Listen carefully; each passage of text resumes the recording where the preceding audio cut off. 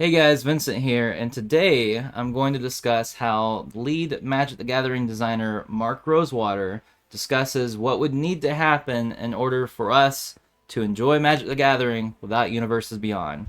So, on his blog post on Tumblr, it's called Blogatog, he was asked a question, and essentially the question boils down to this. If I frequent a restaurant for years, loving a specific dish, I wouldn't be upset to see new menu items, but changing the recipe on classic dishes is off-putting. So he's just basically saying he doesn't have problems with Universes Beyond in general, but wants to be able to play favorite formats that don't involve Universes Beyond just because that's not to their personal taste.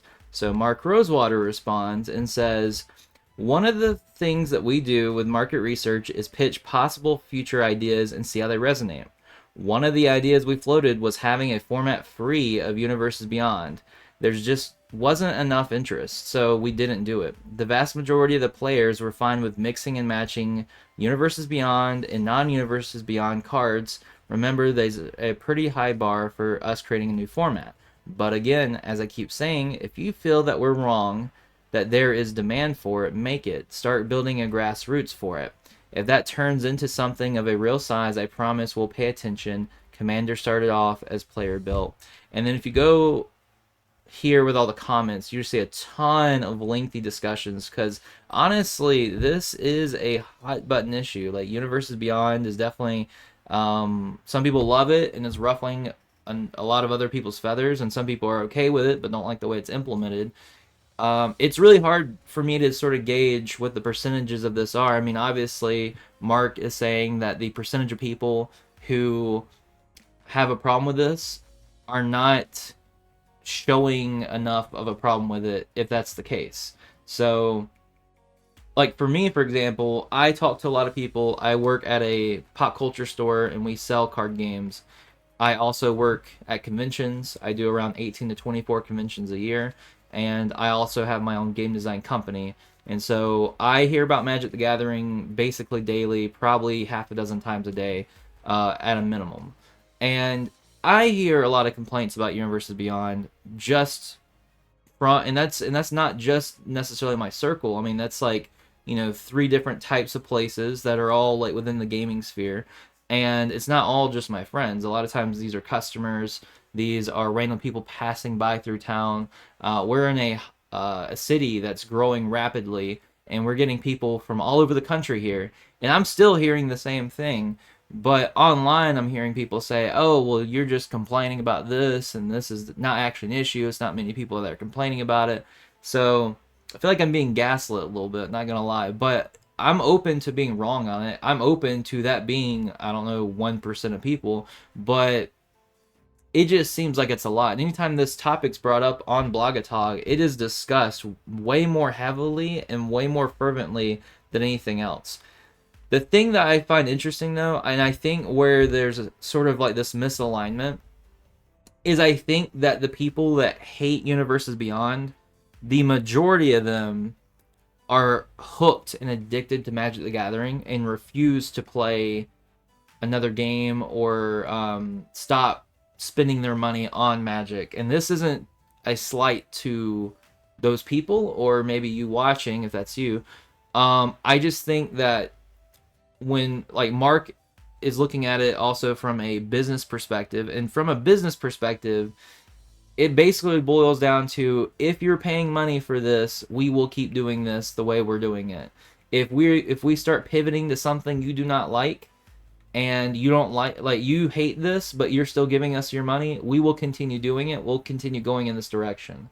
So I'm curious to see if we're going to find a breaking point, which is to say at a certain point the customers will say, okay, we haven't liked this for a decade and we have had enough, therefore we will leave.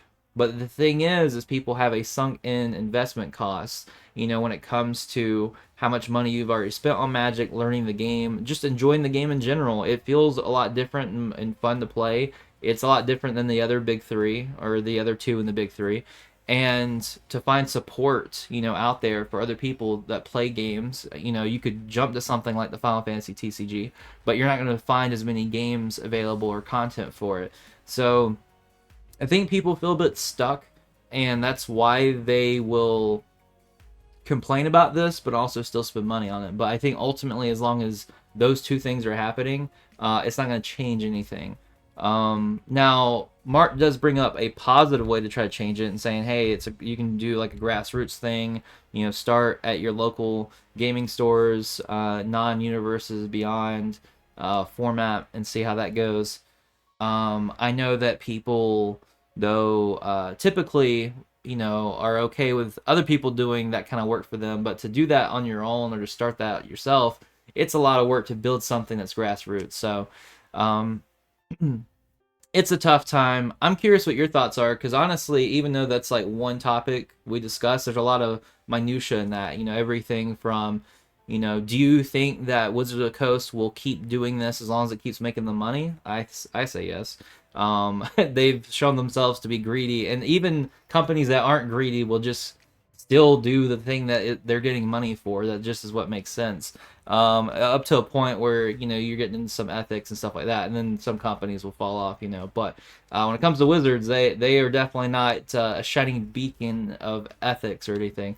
So I think they're just going to keep doing this until the dam breaks, but I don't know that the dam will break because the community is so bought into Magic the Gathering. So let me know if you agree with me there. If you agree with Mark Rosewater, how do you feel about Universes Beyond?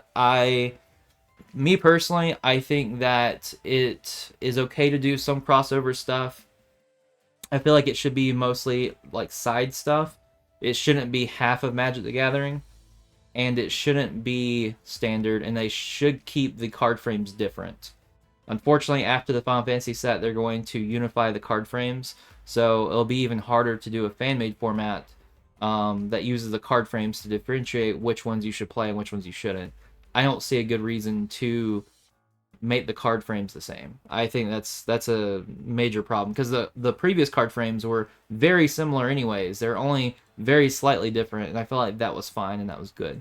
So I don't think, and this is coming from someone that used to be a hardcore Magic the Gathering player, that was even tutored by a pro Magic player to play. As crazy as that sounds, whenever I was a kid. Excuse me.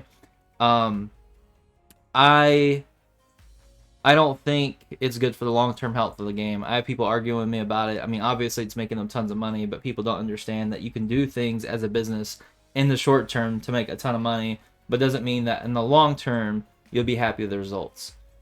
I know it's too complicated for some people to understand that, but here we are. Anyways, thank you so much for watching. I appreciate you guys. Be sure to jump into our Discord if you haven't yet. We discuss games and anime, all kinds of fun stuff. We have our own games that we make. We do our own cards, our own card games. We've been doing it for years, so we have a stable foundation. We're reliable and have some really cool stuff, especially if you're more of the anime flavor. Then you would like what you see. So be sure to check that out. Take care, and as always, stay awesome. Hey, what is up? If you are a fan of anime and tabletop games, then be sure to check out our card games, tabletop role-playing games, and even our manga. We have a lot of fun stuff over there for you to check out on our website, VindicateedEntertainment.com. We even have a brand new tabletop role-playing game, Black Paper Moon. Check it out, and we'll see you there.